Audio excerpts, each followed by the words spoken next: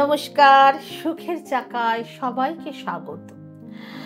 অ্যাস্ট্রোলজাররা চাঁদ, তারা, গ্রহ, নক্ষত্র নিয়ে গণনা করেন এবং সেই জিনিসটাকে এগিয়ে নিয়ে যাওয়ার জন্য সেই বিষয়টার ওপর খুব ভালোভাবে চর্চা করেন, মানে ভালো অ্যাস্ট্রোলজার। তার ফলস্বরূপ সেই বিষয়টাই নিয়ে সে আরো এক্সপ্লেন করতে পারে ভালো করে। যেভাবে সায়েন্সের ডেভেলপমেন্ট হচ্ছে, সেরকম অ্যাস্ট্রোলজিরও, জ্যোতিষশাস্ত্রেরও প্রচুর ডেভেলপমেন্ট হচ্ছে। প্রত্যেক মুহূর্তে অ্যাস্ট্রোলজির ডেভেলপমেন্ট হচ্ছে। এই পৃথিবীতে যাই হোক না কেন, স্বাস্থ্য, সায়েন্স, সব কিছুর ক্ষেত্রেই অল টাইম একটা উন্নতি হচ্ছে। জ্যোতিষীদের যে পুরনো দৃষ্টিভঙ্গিতে আমরা দেখে আসছি, আজকের দিনে তাদের সেই পুরনো দিনের সাথে তুলনা করাটা কিন্তু বাঞ্ছনীয় নয়। কারণ শাস্ত্র, দর্শন সবকিছুই বিবিধভাবে আমরা পরিবর্তন দেখতে পাচ্ছি। যখন আমরা প্রথম জ্ঞান অর্জন করেছিলাম অ্যাস্ট্রোলজি নিয়ে, সেই জ্ঞানের প্রথম দিনটা যেরকম ছিল, আজকের দিনটা একেবারেই অন্যরকম। মানুষের লাইফস্টাইল আগে যেমন ছিল, নিশ্চিত রূপে আজও কিন্তু সেই রকম নয়। তার মধ্যে অনেক অনেক পরিবর্তন এসেছে। তাই এই জ্যোতিষশাস্ত্র এমন একটা বিজ্ঞান, যার কারণে মানুষ তার ব্যক্তিত্ব, তার পরিবার, তার সন্তান, তার কর্মক্ষেত্র, তার জীবনের প্রত্যেকটা পয়েন্ট, সব কিছুর সঠিক মার্গদর্শন অবশ্যই করতে পারবে। ভারতবর্ষ ছাড়া আর কোথাও কি এই বিধি প্রচলিত ছিল? এই জ্যোতিষশাস্ত্রের শুরুটা ভারতবর্ষের হাত ধরেই প্রথম প্রচলিত হয়েছে। তবে এখন সারা বিশ্বে এই বিদ্যা ছড়িয়ে পড়েছে। ব্রিটেন, ফ্রান্স, আমেরিকা সব জায়গাতেই আমার ইউটিউবের মাধ্যমে আমার থেকে অনলাইন সার্ভিস নিতে চায়। মালয়েশিয়া, মেক্সিকো, বাংলাদেশ, তাছাড়াও প্রচুর দেশ, অল ওভার ওয়ার্ল্ড এই সিস্টেম চলছে। ডক্টর ব্রাউন, আলেকজান্ডার, তারপরে চিরো, এরা কি করছে? মানুষের মধ্যে এই বিদ্যার উপর অনেক রিসার্চ করে গেছেন, এর প্রতিষ্ঠা মানুষের কাছে পৌঁছে দিয়ে গেছেন। এই নিয়ে অনেক পড়াশোনা এনারা করেছিলেন এবং এইটার প্রচার কার্য এনারাই শুরু করেছিলেন। চায়না, জাপান সব জায়গায় এই বিদ্যার প্রচলন আছে। তার মানে এই নয় যে সব জায়গায় অন্ধবিশ্বাসী ব্যক্তিরা বাস করছে। জ্যোতিষশাস্ত্র কোনো অন্ধবিশ্বাসী কথার প্রচলন করে না। যে সকল ব্যক্তিরা এই বিদ্যাকে হাস্য কৌতুক বলে মজা করেন, তাদেরকে সবার প্রথমে নিজের দিকে আগে তাকিয়ে দেখতে হবে। তবে এটা সত্যি, এই শাস্ত্র বা বিদ্যার প্রচলন সবার প্রথম ভারতে শুরু হয় এবং আস্তে আস্তে সেটা সারা বিশ্বে ছড়িয়ে পড়ে।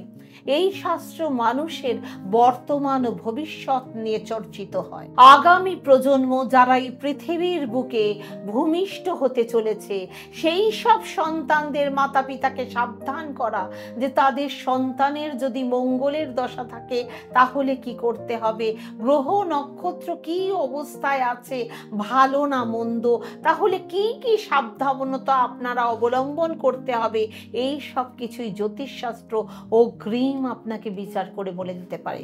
সবই মানুষের মস্তিষ্কের খেলা।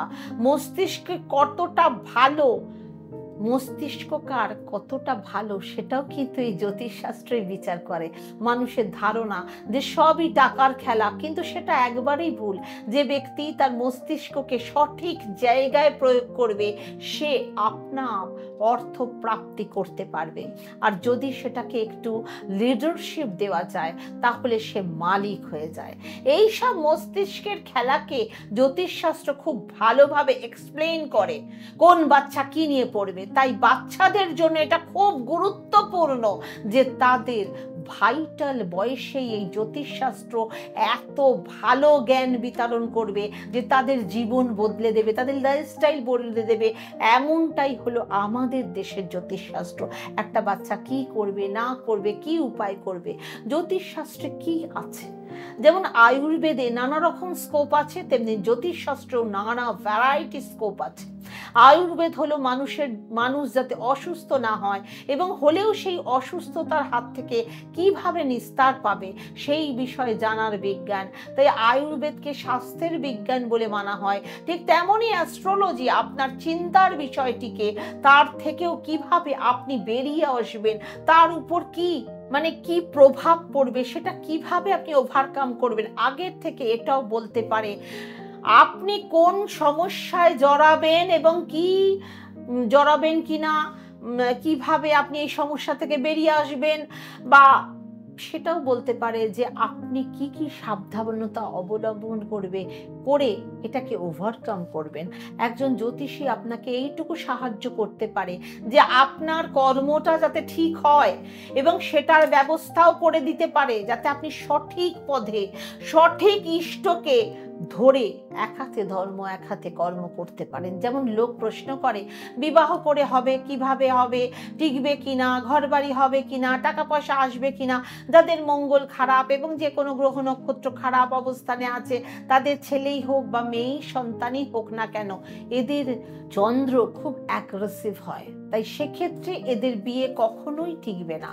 কারণ এদের চাহিদা অনেক বেশি হয়, টাকা পয়সার জোরে হয়তো বা এদের জীবন শুধরে যায়, কিন্তু একটা মোরাল সাপোর্ট এদের সব সময় প্রয়োজন হয়।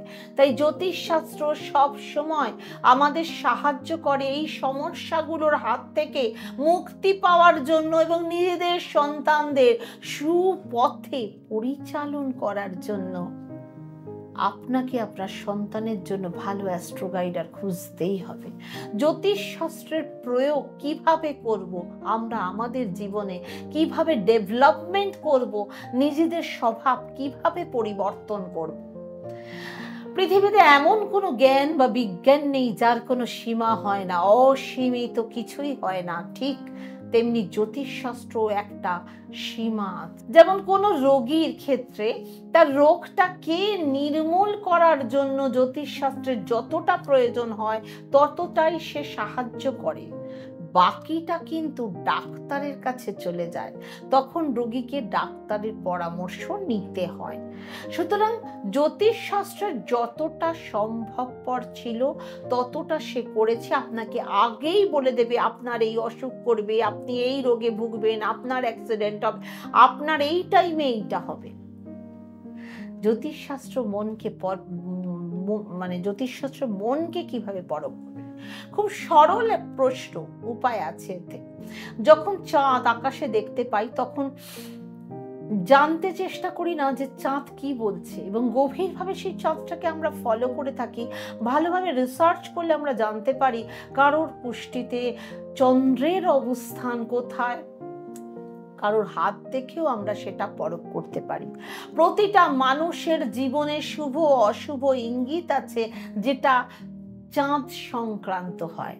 যেমন ধরুন, যার নিউক্লিয়ার এনার্জি ভালো তার চন্দ্রমা ভালো, আবার যার নিউক্লিয়ার এনার্জি ভালো না তার চন্দ্রমাও ভালো না। অর্থাৎ চন্দ্রের অবস্থান দেখে আমরা একটা মানুষের ব্যক্তিত্বকে বর্ণনা করতে পারি। অহিংসা মানে ভালো চন্দ্রযুক্ত মানুষ, খারাপ চন্দ্রমা কারোর উপকার করা বা সাহায্য করা এসব পছন্দ করে না। ভালো চন্দ্রমা কিন্তু কাউকে ঠকানো বা প্রতারণা করা, কারোর ক্ষতি চাওয়া, মানে খারাপ চন্দ্রমা মনকে শান্ত রাখা, প্রসন্ন রাখা মানেই হচ্ছে ভালো চন্দ্রমা। কিন্তু খারাপ চন্দ্রমা কি করবে? ডিপ্রেশনে চলে যাবে। খারাপ চন্দ্রমা, যার পুষ্টিতে চন্দ্রমা খারাপ, তার জীবনে এই ধরনের ঘটনা ঘটবে। এটাকে শোধন করারও ব্যবস্থা আছে, এবং আর যদি সেটা না করেন তাহলে আপনি নানা ধরনের, আপনার ব্যাকবোন নষ্ট হয়ে যাবে, আপনার নার্ভাস সিস্টেম ব্রেকডাউন করবে, হার্ট পজিশন ডিটোরিয়েট করবে, ব্লাড ওরিয়েন্টেড সমস্যার সম্মুখীন হবে। আপনার চন্দ্রমা যদি ঠিক না থাকে আপনি কোথাও গিয়ে কোনো কাজ করতে পারবেন না, কাউকে নিজের সামনে ঠিক মতো তুলে ধরতে পারবেন না, আপনার কর্মজীবনে বাধা আসবে, আপনার স্বাস্থ্য ভালো থাকবে না, এমনকি নিজের পরিবার পরিজন, নিজের মা বাবার বাড়ির লোকজন, নিজের স্বামী, নিজের স্ত্রীর সাথে সম্পর্ক বিচ্ছেদ হতে পারে। মানুষ পাগল পর্যন্ত হতে পারে, বদ্ধ উন্মাদ হতে পারে। তাই সবসময় চন্দ্রমাকে ঠিক রাখার চেষ্টা করুন, আপনি এর সুফল পাবেন। এই রকম রবি বা রাহু সব গ্রহরই আলাদা আলাদা একটা পজিটিভ সাইড আছে, একটা নেগেটিভ সাইড আছে। এই পজিটিভ দিক হলো ভালো, কিন্তু নেগেটিভ দিক হলো সেগুলো আমাদের ঠিক করতে হবে। নেগেটিভিটি নিয়ে বসে থাকলে হবে না, আমার দ্বারা কিছু হবে না, আমি কিছু পারবো না, এরম ভাবলে হবে না। জ্যোতিষশাস্ত্রের সূত্র কি? ভগবান হলেন সবার উপরে, তার কাছে এই গ্রহ নক্ষত্র সবকিছুই ছোট শব্দ। জ্যোতিষশাস্ত্র হলো এমন একটা বিদ্যা যার দ্বারা আমরা মানুষের জীবনে গ্রহের অবস্থান জানতে পারি।